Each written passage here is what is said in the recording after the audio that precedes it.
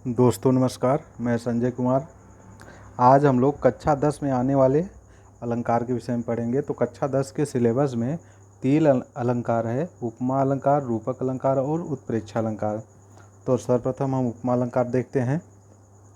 तो जहाँ पर किसी व्यक्ति या वस्तु के गुण स्वभाव की तुलना किसी अन्य व्यक्ति या वस्तु के गुण स्वभाव से की जाती है तो वहाँ पर उपमा अलंकार होता है। इस अलंकार में सा, सी, सम, सरिस, से आदि समानतावाची शब्द आते हैं।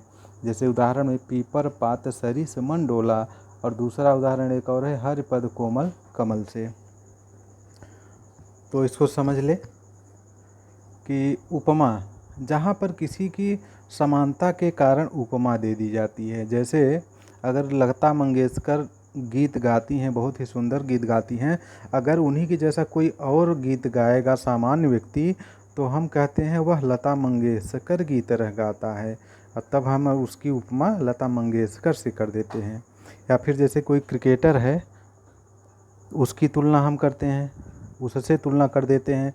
जैसे हमारा कोई मित्र बहुत अच्छा क्रिकेट खेलता है तो हम उसकी तुलना सचिन तेंदुलकर या महेंद्र सिंह धोनी से कर देते हैं।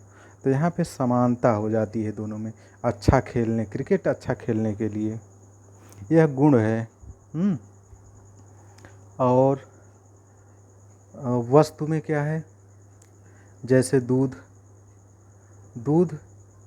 सफ़ेद होता है तो उस सफ़ेद की तुलना किसी व्यक्ति के सफ़ेद बालों से कर दिया जाए या सफ़ेद दांतों से कर दिया जाए।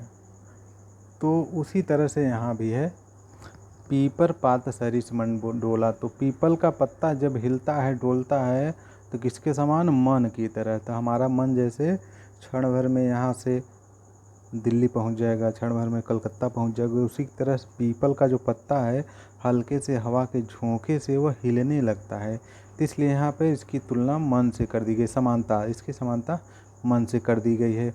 और हर पद कोमल कमल से, और भगवान के जो चरण है वह इतने कोमल हैं कि वह कमल के समान कोमल है, कमल की पंखुड़ियों के समान। तो इसलिए यहाँ पर उपमा अलंकार है। रूपक अलंकार में क्या है, जहाँ पर उपमेय में उपमान का भेद रहित आरोप किया जाए वहाँ पर रूपक अलंकार, अर्थात दो वस्तु में समानता है लेकिन इतनी समानता है कि उसमें कोई भेद ही नहीं है,